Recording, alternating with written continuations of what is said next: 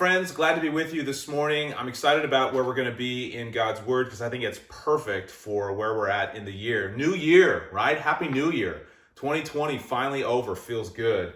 If you have not been with us, or maybe you are like me and easily forgetful, we have been in the book of James throughout the later half of fall. And the purpose of that book, or really the theme of that book, is wisdom. You know, the book of James is very much a New Testament book of wisdom, and we are wanting to glean as much wisdom as we can to be able to not just survive, but thrive in this world. And so that's why we have been in the book of James over the last 4, 5, 6, 7 weeks. And we've actually got just a few more weeks to go. And I'm excited about just the practical things that we're learning in every day. You know, if you want to go back, you can, watch old lessons, which I know you won't. It's cool. I just felt like I needed to say that just for principle's sake, right? But, James has been teaching us a lot about taming the tongue and how we use our words. He's been teaching us about how faith and works go together. He's been teaching us about not looking down on people just because they may be in a different economic state than us.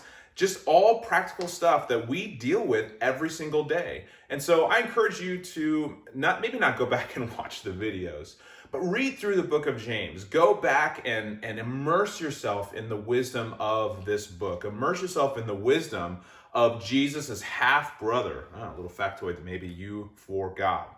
Well, today is January 3rd, and this is the first Sunday of the new year. And what a year 2020 has been. Am I right? I mean, in some ways, I just could not wait for the clock to strike midnight. We were here, Michelle and I were here with some friends, all doing the right thing, just enjoying and trying to just kind of take in the evening, take in the year. And as soon as it hit midnight, I was like, yes! The thing is, though, with the new year, we all want and are ready for things to go back to normal. But, as soon as it hit midnight, it's like, well, not everything changed, right? It's not like the pandemic went away. It's not like all the economic downturn went away. It's not like all the racial tension and social unrest and political unrest. It's not like all of that just went away. It's actually still here. And as you think about the last year and all of the challenges that we've faced and the circumstances that we've gone through, it kind of teaches me, and this is not quite in our passage this morning, but it reminds me that sometimes difficult circumstances, in fact, I would even say that difficult circumstances are often the best recipe for spiritual growth. And many of us have experienced spiritual growth in our life, whether in good times, bad times, difficult times, whatnot. But if you think about it, when you are going through a trial in life, what does it do? It forces you to reach out, and it forces you to look to find strength in something or someone stronger than yourself. And difficult circumstances force us to realize that I am not in control. I need God more and more. If I'm going to have any kind of sense of victory, if I'm going to see any way of overcoming sin or restore relationships in times such as these, I have to rely on God. I mean, there's no question about it. I have to dig deep into the person and power of Jesus, or else I'm going to be relying on myself. There is an internet meme going around, and it's just the phrase, I am enough. And the problem with that is I read it, and I get it, and I understand the sentiment of it, and I think it comes from a good place. But truthfully, I'm not enough. I'm not enough. And if I want to see big things happen, and I don't know about you, but I want to see big things happen in my life in 2021. I want to continue to become more physically fit. I want to get control and have a good path in terms of financial responsibility. I want Michelle and I and our family to continue to pursue the life that God's called us to, just as a family unit. I want to grow in ministry. I want to grow. I want to experience new things. I want all that God has to offer. And if I'm going to do that, I need to lean into Jesus because I am not enough. And if my track record over the last 41 years has proven, I am not enough. And so because Jesus is enough, 2021, I think, can be a great year. I want to encourage you to dream big dreams this year and to to find God and to call on God in every moment. And think about this question.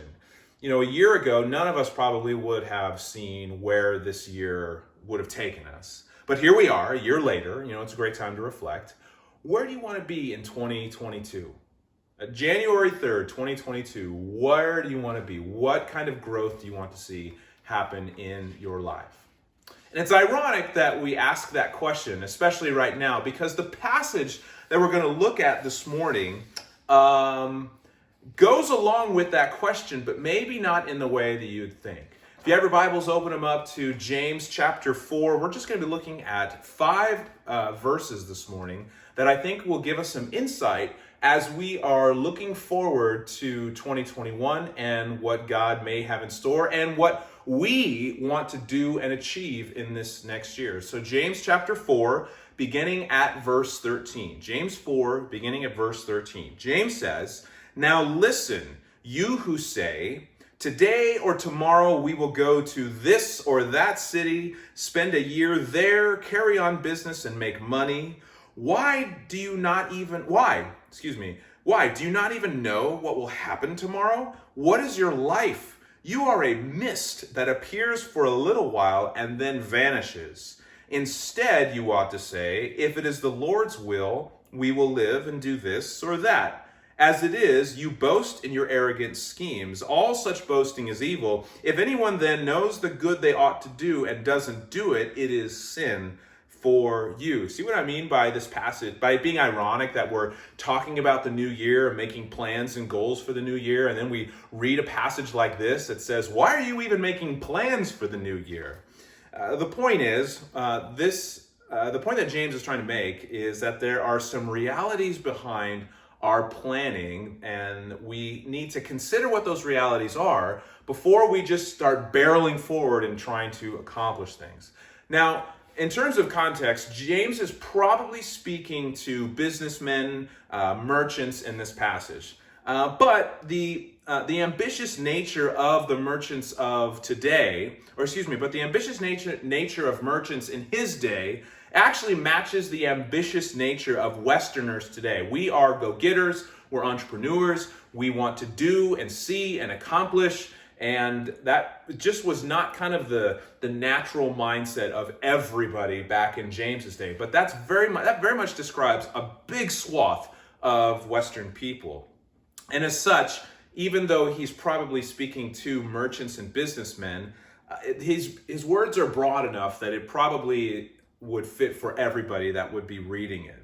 What I want you to see this morning, and as I said, there's 3 realities in this passage that I think are very helpful for us as we are thinking about 2021, as we are thinking about our plans, what we want to do, and what we want to accomplish. The first reality is this, that James is not speaking against Christians making plans in their lives. Instead, he's reminding Christians of the shortness and frailty of life, of how little control we really have. Look at verse 14. He says, "Why?" As in, why are you making plans? "You do not even know what will happen tomorrow.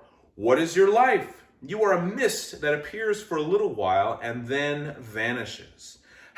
He's basically saying, how can you make plans with any sort of certainty if you are not in control of everything around you?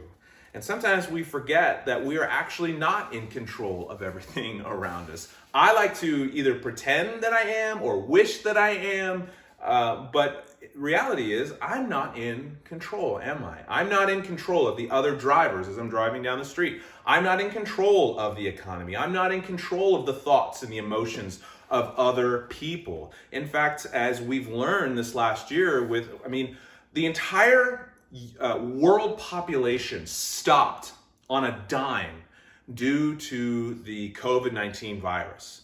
Because many of us realized, maybe for the first time, how frail and fragile life really was. There's this mystery virus going around and we need to be careful. So we all masked up, we wiped down surfaces, we did social distancing, right? Because we realized that life is fragile, that maybe for some of us, I'm not bulletproof, I'm not death-proof, I'm not sick-proof, I'm not whatever-proof. James's point is that life is short and it's fragile. Now, we have been blessed in our country with stability and comfort for a long time. We kind of expect it now. And we all a year ago were making plans for 2020 based upon that idea that there's stability, the economy will always be good, things will always just kind of be like there's an expectation of how things are supposed to be. And James's point here is, look, we really aren't in control. We really don't have our finger on the dial of everything that's going on. And everything has an impact and an effect on our lives. And James is saying, hey, hold up, maybe pump those brakes a little bit, because you're not really in control of your complete and total life. Now, again, James isn't saying that it's wrong or bad or sinful to make plans.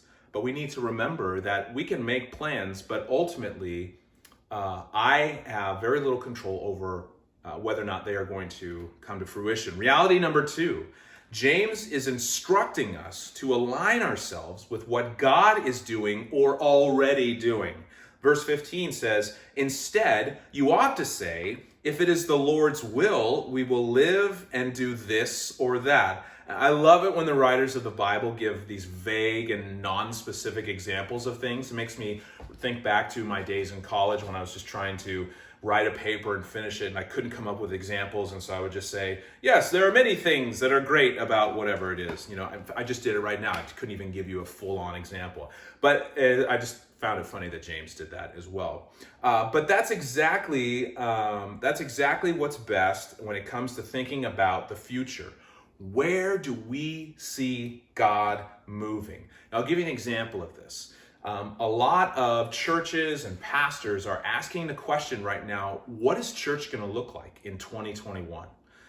We have gone through an unprecedented change in how we do church, and it's affected a lot of people. Just being realistic, looking at the number of people who tune into our broadcast now versus 6, 7, 8, 9 months ago when we had to start this, it's very, very different. And for whatever reason, people have not, signed on and they're not watching, or maybe they're somewhere else. But there's been this huge shakeup in the local church, and it's happened. And so the question is, what are we going to do? How does the church respond to this in 2021? How is it going to look? Is it going to be different?